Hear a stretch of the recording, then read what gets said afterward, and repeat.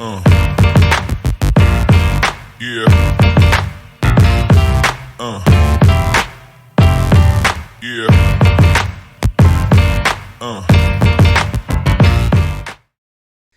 Sejam todos muito bem-vindos ao episódio 2 da série Fisiologia Respiratória. Eu sou o professor Augusto Cruz e eu estou aqui gravando essa aula pela segunda vez porque eu fui muito sem noção e eu gravei no lugar errado. Olha, parabéns! Então eu estou dando essa aula pela segunda vez e para você, para a primeira, é isso.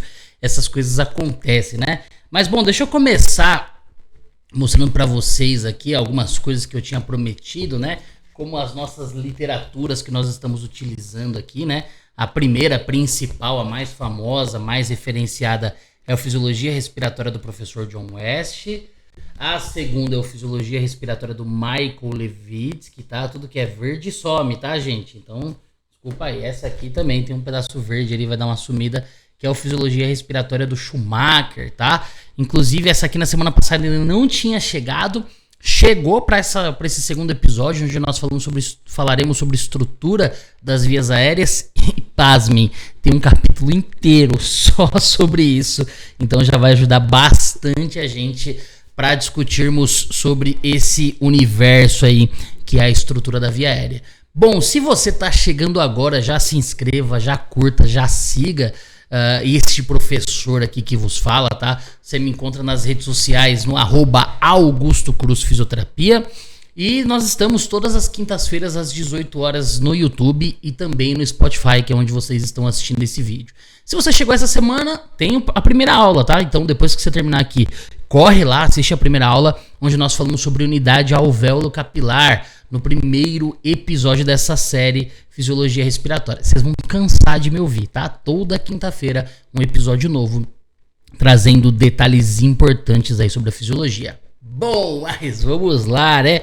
Tem muita coisa pra gente falar, porque na semana passada a gente falou sobre alvéolo, tecido epitelial alveolar, membrana alvéolo capilar, falamos rapidamente um pouco sobre difusão, né? E hoje nós vamos falar sobre vias aéreas, mas não só da traqueia, tá? Não só descendo ali para os brônquios, nós vamos falar sobre tudo, inclusive sobre o ar, onde o ar começa a entrar no nosso corpo, que é através das narinas, que fazem parte ali do nariz, né? Bom, as narinas, gente, esses dois buracos aqui que a gente tem, né? Que vocês também, olha no espelho aí que você vai dar uma enxergada. Elas fazem parte do nosso nariz e elas já são ali a primeira barreira para proteção da entrada de macropartículas no nosso sistema respiratório. Então, se um dia você pintou uma parede ou trabalhou com serragem, tal, você vai perceber que ficam sujidades aqui na narina, tá? Se você trabalha com muita fumaça, tal, muita fuligem, você vai perceber que um volume excessivo de sujidades ficam nesses pelos do nariz que nós chamamos de fibrícias, tá? Então é por isso que você não pode depilar tudo. É óbvio que aquele pelão que fica atravessado querendo sair, beleza, esse você pode dar uma cortadinha, mas limpar tudo não, porque fazem parte da minha proteção do acesso de macropartículas. Olha que interessante, né? Por que o nariz é para baixo? Você já fez essa pergunta? Faz parte das minhas maluquices, assim, né? Por que o nariz é pra baixo, pô? E aí, parando pra pensar, faz todo sentido no nosso processo de proteção, né? Porque se o nariz fosse pra cima, imagina as partículas caindo pela gravidade na chuva. Choveu, você morre afogado, pô. Espirrou, você fica cego. Mas brincadeiras à parte, nem é uma brincadeira, isso é uma constatação. Até o formato e a posição das nossas narinas em relação à nossa face fazem parte da proteção. Até porque a cavidade nasal, ela não é para cima, ela é para trás, né? Então ela tá 90 graus em relação à face, mas a narina é para baixo justamente para proteger qualquer coisa que venha cair ali pela gravidade para dentro do nosso sistema respiratório. Bom, entrando um pouquinho mais, a gente já chega ali na cavidade nasal, tá? Cavidade nasal, essa que tem papel fundamental no negócio, assim. Primeiro, a viscosidade da mucosa ajuda algumas partículas a aderirem ali já, né? Então essa aderência ali dessa micropartícula já impede com que mais coisas cheguem até o meu pulmão. Mas também nós temos ali na cavidade nasal os famosos cornetos nasais, né, ou as coanas e os meatos, que são estruturas anatômicas que fazem parte ali do meu condicionamento do ar. Como assim condicionamento, Guto? Simples. As coanas e os meatos, elas primeiro são paredes de proteção do acesso ao seio zigomático, né, o seio da face zigomático, mas que por conta de ter esse acesso vai ser uma área de muito calor e muita umidade. Tá? E esse calor e umidade são essenciais para a minha proteção do sistema respiratório. Então, quando o ar passa ali na cavidade nasal pelas coanas e pelos meatos, o ar já é condicionado a um aquecimento e umidificação que vão ser extremamente importantes lá na via aérea de menor calibre, tá? Onde você vai ter a presença do cílio, né? Então ali da traqueia até a 12ª ramificação, você tem cílios ali, que a gente já vai falar sobre isso, cílios esses que precisam de um ar aquecido e umidificado para eles funcionarem adequadamente, tá?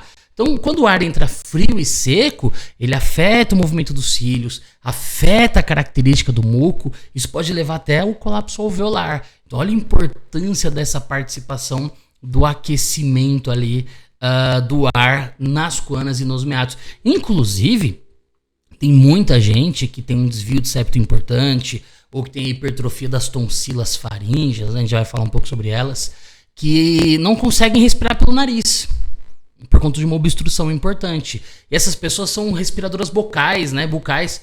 E você vai perceber ali que esse perfil específico de população é mais suscetível à doença respiratória, tá? Justamente pelo fato de você não ter o condicionamento do ar adequado que vai garantir ali a integridade da função da via aérea.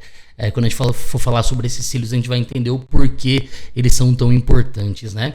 Então, olha, já começamos ali na cavidade nasal com informações clínicas, né, muito interessantes. Bom, passando pela cavidade nasal, a gente vai entrar ali na nasofaringe, tá?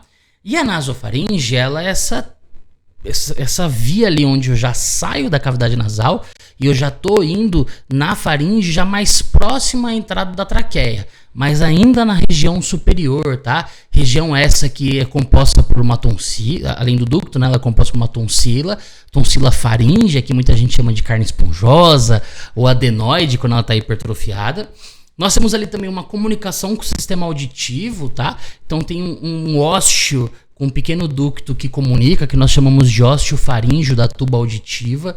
Lá dentro desse canal também existe uma tonsila, que é a tonsila tubária, que inclusive protege o meu sistema auditivo de qualquer tipo de secreção ou de refluxo gastroesofágico que possa inundar a nasofaringe. Bom, enfim, e tudo isso faz parte dessa proteção e de mucosa também para aderência de partículas que evitam ali a chegada no sistema respiratório. Descendo um pouco, nós temos a orofaringe, tá? Que também é uma via de comunicação aérea. É possível sim respirar pela boca, mas não em todos os momentos da vida. Pontos importantes e interessantes aí, né? O recém-nascido, ele não consegue respirar pela boca. Isso é extremamente importante para a segurança dele, já que a deglutição dele é reflexa, tá? Agora imagine se a cavidade oral fosse uma via de ventilação. Não teria uma articulação adequada da deglutição e da respiração, e nós teremos uma altíssima incidência de broncoaspiração por parte dos recém-nascidos. Então é extremamente importante que a respiração não aconteça ali. Então, por isso, o formato da mandíbula, a angulação de via aérea, o tamanho da base da língua em relação ao istmo das fauces impede com que você tenha ventilação ali no período do recém-nascido até o 9º mês de vida. Guto, no 9º mês de vida já começa a respirar pela boca? Não é assim, tá? No 9º mês de vida, o recém-nascido passa por um período que nós chamamos de transição, que vai perdurar ali até o 2º ano. Então, de 9 meses a 2 anos, existe uma transição ali que vai possibilitando aos poucos a ventilação oral até o 2º ano de vida, que inclusive é o marco de fim ali, né, da lactência. Esse indivíduo, esse paciente, essa criança agora já consegue respirar plenamente pela boca, até porque já articula a deglutição voluntariamente, já protege via aérea na deglutição e também na ventilação, beleza? Ali na região da orofaringe, né, nós temos as tonsilas palatinas, perdão, que são as famosas e erroneamente chamadas de amígdalas, né? Bom, que também, se hipertrofiadas em excesso, podem ter uma influência no fluxo aéreo, tá? Então existem relatos de pessoas que têm ali uma hipertrofia de tonsila palatina e que referem dificuldade ao respirar. Descendo um pouco mais, nós temos a laringofaringe, ou a laringe, né, como muitas pessoas chamam, que é uma via agora de dupla ramificação, onde uma parcela do que passar ali vai para a traqueia, no caso o ar, né? E a outra parcela, no caso o bolo alimentar ou o fluxo de líquido ingerido, vai para o esôfago. E eu tenho uma pequena tampinha que vai me ajudar ali a não permitir com que o bolo alimentar ou a água, o fluxo líquido vá para a traqueia, que é a epiglote, tá? A gente vai falar sobre o funcionamento da epiglote muito lá na frente, ainda vai demorar um pouco, mas existe toda uma ação de músculos que são fixados ali, né, que são inseridos no ocioide e que fazem a parcela dessa proteção para o fechamento da epiglote sobre a traqueia. A traqueia, dali em diante, como nós já citamos no episódio anterior, nesse ponto nós já temos a famosa entrada da via aérea inferior, tá? E a partir daí, na traqueia, que nós começamos a contar as ramificações da árvore traqueobrônquica, tá? Então as ramificações, as 23/24 ramificações das vias aéreas começam a ser contadas aí, na traqueia, beleza? Por que 24, Guto, sendo que eu sempre leio 23? Porque a traqueia é considerada como ramificação zero. Então se você considerar a traqueia nesse cenário, obviamente você vai ter ali 23 ramificações dos brônquios em diante, somando-se a traqueia, 24 famílias, aí 24 ramificações, 24 ramos, né? Bom, a traqueia, vamos começar por ela, né? Ela é a via aérea de maior grosso calibre individual, cerca de 2 a 3 centímetros quadrados, né? Que nós temos ali de área. Enfim, ela é composta, tá? Por alguns tecidos que formam ali toda a sua parede. O tecido que reveste a superfície externa, que é o mais famoso, né, é o tecido composto por semianéis fibrocartilaginosos em formatos de C. Tá? Esses semianéis fibrocartilaginosos, gente, inclusive o Schumacher, tá? Nesse livro aqui, o Leff e o Schumacher, eles descrevem com uma precisão assim absoluta, que eles falam que o preenchimento desse semianel ele compõe aí 270 graus de todo o círculo, né? Então, para você ter um círculo completo seriam 360, mas os semianéis eles compõem 270 graus. É uma precisão, né? Uma informação muito detalhada que eu achei interessante trazer para vocês.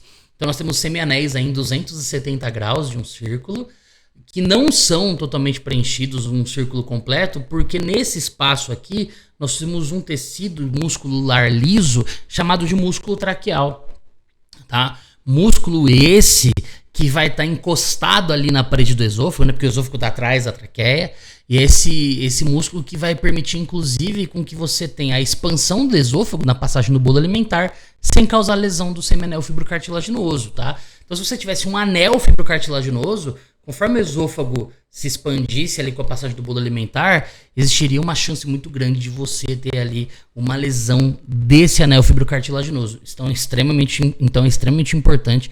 Esse músculo liso ele permite essa maleabilidade do movimento pela passagem do bolo alimentar. Tudo bem? Tudo bem. Inclusive é esse músculo traqueal que é um dos principais ali fatores preocupantes na hora da gente insuflar o cuff em um paciente que está utilizando uma prótese traqueal. Não que a superfície da via aérea não seja, é tão importante quanto, mas o músculo traqueal, quando isquemiado, né, ele vai muitas vezes ser o responsável pela comunicação entre a traqueia e o esôfago, coisas que a gente não quer, tá? Que são as famosas fístulas traqueoesofágicas. Então é extremamente importante a gente tomar cuidado ali com a integridade desse tecido para evitar a abertura de fístulas que comunicam a traqueia com o esôfago, tá? Bom, A parede do revestimento interno da traqueia, ela é obviamente uma das mais importantes, porque ela que vai ter o contato direto com o ar, né? O ar vai passar e vai atritar nessa parede, vai sofrer o efeito da resistência dessa parede, inclusive as partículas que vão ser inaladas vão chegar nessa parede, né? E essa parede, ela tem uma característica também de tecido epitelial, tá? Só que diferente do alvéolo. Semana passada, no episódio 1, nós falamos sobre a característica epitelial pavimentosa ou escamosa da parede do alvéolo, que era extremamente importante para a difusão por conta da espessura. Já na traqueia, como você não precisa ter essa difusão, porque você não tem comunicação ali, você não tem nem alvéolo ali, né? Você não precisa necessariamente ter um tecido tão fino assim. E ali nós temos um outro tipo de tecido também epitelial, mas agora cilíndrico, tá? Então eles são como se grandes cilindros, tá? Um tecido muito mais grosso do que o tecido do alvéolo, mas tecidos epiteliais cilíndricos chamados de pseudo-estratificados, tá? Esse tecido pseudo-estratificado, ele tem o nome de pseudo justamente porque ele não é um cilindro perfeito, tá? Por que ele não é um cilindro perfeito, né? Porque o estratificado são cilindros perfeitos. E o pseudo-estratificado ele não é perfeito porque ele tem ali as suas irregularidades que vão permitir com que outras células fiquem entre eles. Tá? Então você tem ali um tecido epitelial pseudoestratificado aqui, outro ali, e entre eles você tem ali às vezes algumas células que são as células caliciformes. Tá? E são estas células, chamadas de células caliciformes, que são as células responsáveis pela produção do muco. Meu amigo, são as células caliciformes que produzem o famoso muco, que vão resultar na secreção que a gente conhece, tá? E essas células caliciformes, elas produzem o muco, lançam o muco para a superfície desse tecido epitelial, beleza? Só que esse tecido epitelial na superfície, ele tem pequenos cílios. Tá? Não é cabelo, gente, é cílio, tá? É diferente, é importante enfatizar isso. E esses cílios na superfície, eles fazem movimentos em chicote. Então eles se movimentam basicamente nesse formato para contribuir também com o transporte desse muco em direção à região glótica, mas principalmente para gerar uma vibração nessa superfície do tecido epitelial. Porque esse movimento, gente, ele acontece em uma frequência muito alta, tá? Muito alta. Alta quanto, Guto? De 25 a 35 Hz. Guto, o que é Hertz? Hertz é uma unidade de frequência que indica vezes por segundo. Então, quando nós falamos que o batimento em chicote mucociliar acontece de 25 a 35 Hz, nós estamos dizendo que eles acontecem de 25 a 35 vezes por segundo. Ou seja, é muito movimento. Isso, gente, isso é extremamente importante. Por quê? Toda substância viscosa, né, todo fluido aí com seu grau de viscosidade, ele tem uma propriedade física chamada tixotropismo. Escreve com X, tá? Tixotropismo, mas fala tixotropismo. O que é o tixotropismo? É a propriedade de uma substância viscosa mudar a sua viscosidade, ter transformado a sua estrutura viscosa conforme é submetida à vibração. Tá?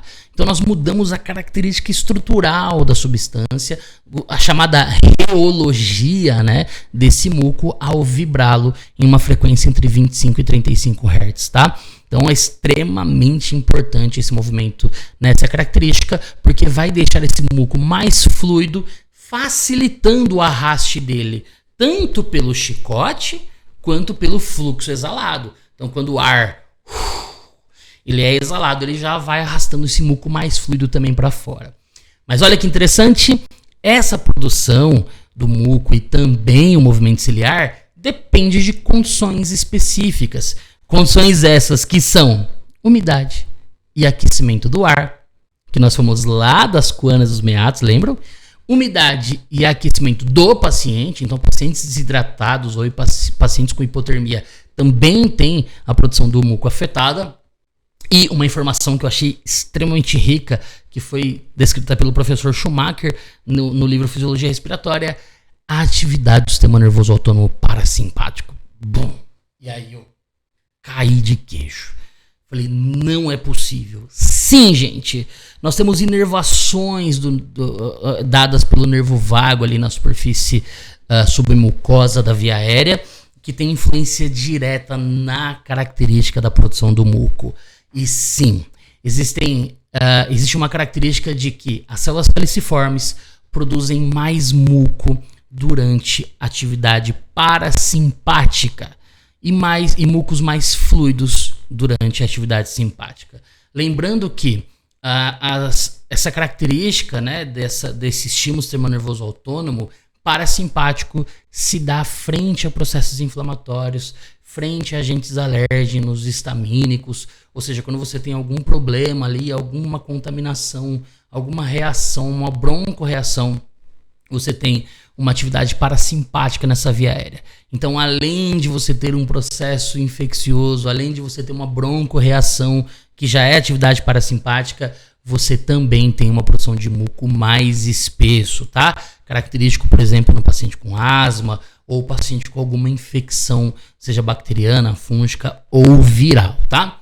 Quando o paciente está sendo estimulado pelo sistema nervoso autônomo simpático, que inclusive é broncodilatador, ele já tem uma produção de muco mais fluida, tá? Então isso também pode ter influência direta que vai facilitar a passagem do ar. Tá? Então muitas vezes quando você tem uma atividade parasimpática, você tem broncoconstrição com uma produção de muco mais espesso. E isso obviamente vai dificultar ainda mais a passagem do ar, tá? E aí, quando você tem uma atividade simpática, você tem uma broncodilatação com produção de muco mais fluido. E isso vai facilitar ali por redução da resistência ao fluxo aéreo, beleza? Olha como que a gente já tá falando, né? Bastante coisa. Bom, falamos do semianel fibrocartilaginoso, falamos do tecido epitelial pseudoestratificado ali, do revestimento interno, mas nós temos ainda dois tecidos que compõem a parede da traqueia. Estamos na traqueia ainda, tá? Bom, um deles é o próprio músculo liso, tá? Que vem ali muito ligado ao semianel fibrocartilaginoso. Músculo liso, esse que vai estar disposto em toda a via aérea, tá? Toda a minha zona de condução. E quanto maior a família de ramificação, ou seja, mais distal ali da traqueia, mais forte é esse músculo liso. Tá? E esse músculo liso da traqueia, inclusive, é bem fraquinho. Ele não tem muita função, vamos ser bem sinceros, por conta do semianel fibrocartilaginoso. Bom, esse músculo liso, como eu falei, ele sofre influência do meu sistema nervoso autônomo, beleza? Então, quando você tem ali atividade simpática, ele dilata. Quando você tem atividade parasimpática, ele tem o que nós chamamos de broncoconstrição. Então, ele contrai, diminuindo ali o diâmetro da via aérea, beleza? Entre o músculo liso e o tecido epitelial, nós temos uma submucosa de tecido conjuntivo. E ali, gente, é extremamente importante, porque ali vai ser a raiz das micro-ramificações ali do nervo vago, tá? Que vão fazer não só receber a aferência sensorial naquela região, mas também de forma eferente fazer esse controle motriz do músculo liso ou da produção do muco através das células caliciformes. Mas ali nós também temos uma pequena ramificação de circulação sistêmica. Gente, nós temos uma artéria pulmonar sistêmica que não sai do ventrículo direito. Pasmem, tá? Vocês conhecem a artéria pulmonar que sai do ventrículo direito, mas nós também temos uma artéria pulmonar que sai do ramo aórtico, que é chamada de artéria pulmonar sistêmica, que, gente, irriga muito pouco, tá? Irriga muito pouco, mas sim garante um pequeno fluxo sanguíneo para garantir a nutrição das vias aéreas e principalmente dos músculos lisos que revestem essa via aérea, beleza? Bom, uau, já falei 23 minutos só sobre traqueia, né? Esse episódio é grande, então não me abandone, tá? Daqui pra frente a gente vai só simplificar, porque tudo vai tendo uma variação em relação do que é da via aérea, mas pequenas variações que vão se ramificando. Por exemplo, no brônquio principal, tanto no direito quanto no esquerdo, você já não tem mais semianel fibrocartilaginoso, tá? Esses semianéis, eles são composição somente da traqueia. Da primeira ramificação ali, que são os brônquios principais, até a 12ª, o que você tem são placas de cartilagens que vão revestindo todo o entorno da via aérea, mas não mais uma coisa uniforme. São placas que vão sendo posicionadas ali, um casco de tartaruga, que vão se encaixando pequenas placas e que vão até trazendo uma característica meio irregular conforme essas ramificações vão avançando. Então ali no brônquio você ainda tem bastante cartilagem, nos brônquios lobares menos, nos segmentares menos, e conforme essas ramificações vão avançando cada vez menos, tá? Indo até a 12ª ramificação. Até esse ponto, gente, a única coisa que muda além da cartilagem é que cada ramificação que se avança, o músculo liso vai ganhando um pouco mais de força. Pouca coisa, tá? Vai ficando um pouco mais calibroso, tá? Lembrando que por conta da presença ali da cartilagem, essa contração do músculo liso ela não vai ter tanto efeito assim na mudança do diâmetro. Mas ele é presente. Ele é presente como se fosse um enfaixamento, tá? No formato de única hélice e que vai envolvendo ali essa via aérea. A coisa muda mesmo assim quando a gente chega lá na 13ª ramificação, que aí a gente já começa a chamar de bronquíolo, tá? Porque na 13ª ramificação eu já não tenho mais cartilagem. Ali eu vou ter tecido muscular liso, cada vez mais forte, submucosas, tecido conjuntivo e tecido epitelial, tá? Só que muda a ausência da cartilagem, a força do músculo liso e agora o tipo de tecido epitelial. Muda, porque agora eu já não tenho mais tecido epitelial cilíndrico pseudoestratificado. Agora o que eu tenho é um tecido cuboide, tá? Eu falei tecido? Um tecido cuboide, tá? O tecido cuboide, ele também é epitélio, mas ele já não é mais tão calibroso, tá? Ele vai revestir uma via aérea de menor calibre individual. Então, como eu tenho menos espaço individual, eu também preciso ter um recuo ali da parede para ocupar menos espaço. Problemas aqui que mudam toda a dinâmica, né? O tecido cuboide, ele não dá espaço para a célula caliciforme. Então, 13ª ramificação em diante, eu não tenho mais célula caliciforme. Ou seja, eu não tenho mais produção de muco. E aí você fala assim...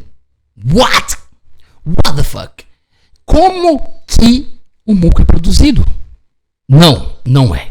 O que acontece é que a produção do muco, até a 12ª ramificação, ela consegue conter a maior parte das partículas que chegam na via aérea, tá? Quase todas. Uma pequena parcela, muito pequena, que vai conseguir ultrapassar e chegar até a superfície da via aérea da 13ª ramificação em diante. Mas, quando essas partículas chegam, essas partículas são degradadas por enzimas. Enzimas essas produzidas por uma outra célula que começa a aparecer nesse cenário aí, que são as famosas células de Clara, tá? Então, as células de Clara, elas são responsáveis pela produção de enzimas que vão degradar essas partículas que chegam até ali. Então, enquanto você tem bronquíolo, você tem célula de Clara, você tem tecido epitelial cuboide, você tem enzima que degrada.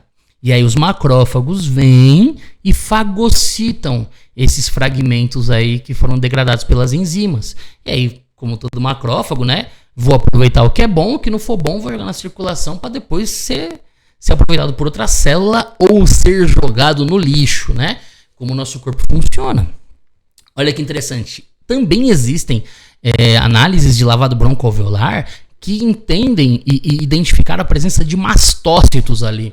Mastócitos esses que são extremamente responsáveis pela produção histamínica que vai gerar a broncorreação, a broncoconstrição, a inflamação naquela via aérea se você tem um agente agressor. Lembrando, gente, que a inflamação é algo horroroso, mas inflamação é uma resposta fisiológica frente a um agente agressor que tem por objetivo limpar aquela área que foi lesionada ou que está sendo lesionada pela presença de algum agente agressor, tá? Então existem mastócitos ali que já desencadeiam uma reação inflamatória na via aérea que vai gerar broncoconstrição, que vai gerar edema da via aérea, até mudar a característica da produção do muco já de imediato ali quando você tem um agente agressor. Guto, todos? Não, tá? Existe um sistema ali que vai também inibir um pouco essa atividade do mastócito. Mas quando existe um desequilíbrio em relação a isso, porque o agente ele é excessivo, aí você tem o predomínio da célula dos mastócitos, né, das células mastócitos, para realizar e desencadear essa reação pró-inflamatória.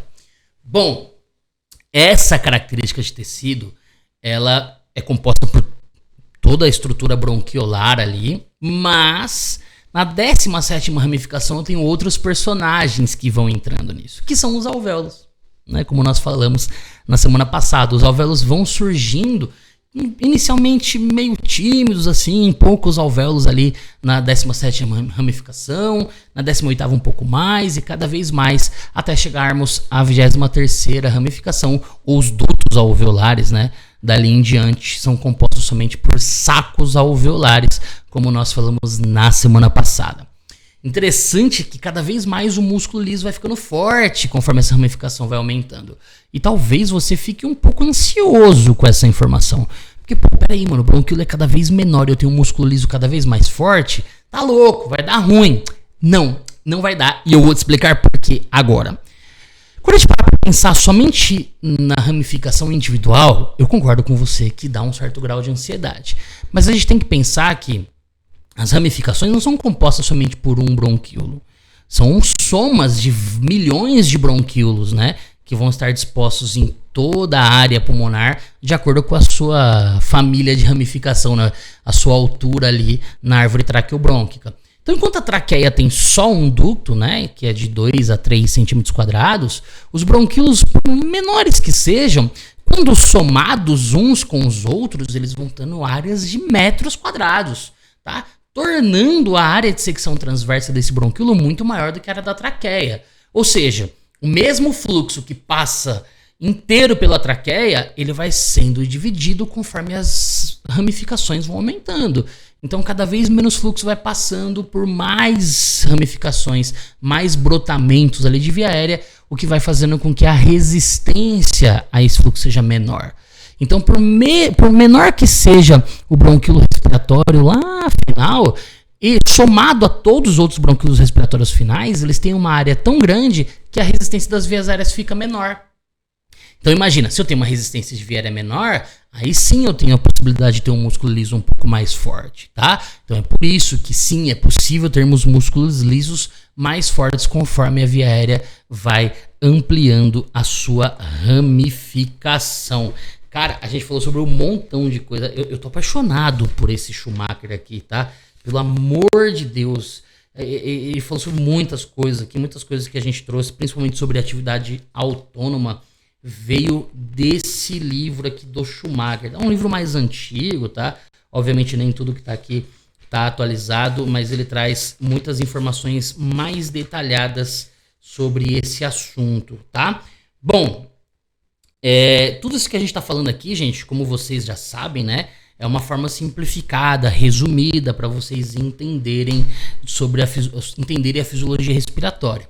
Isso não isenta você de, ter que devorar esses livros aqui, meu amigo. Isso aqui, não é brincadeira não, velho. Você tem que estudar aqui, gente. São 3 livros e o Guyton é o 4º livro. E você tem que devorar as informações que estão aqui se você quiser aprender com detalhes e, de fato, transformar aí o seu aprendizado e a sua carreira, tá?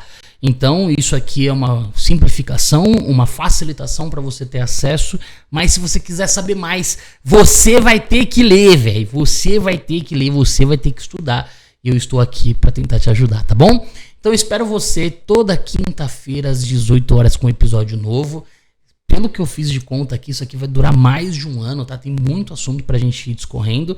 Pra vocês terem uma ideia, nesses 2 episódios a gente falou só do capítulo 1 do West, que é o menor dos capítulos, tá? O capítulo de mecânica, por exemplo, a gente vai demorar um tempão, velho.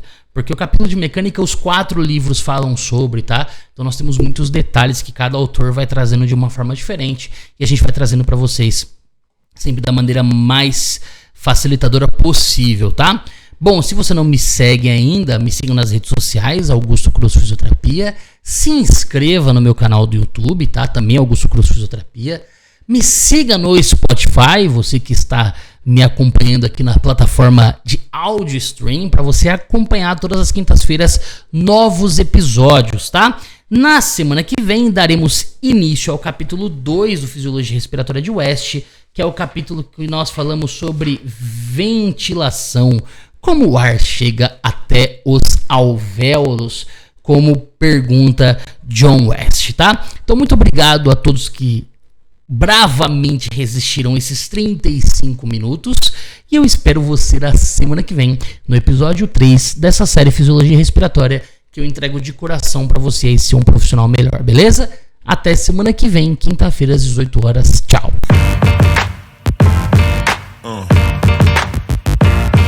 Yeah.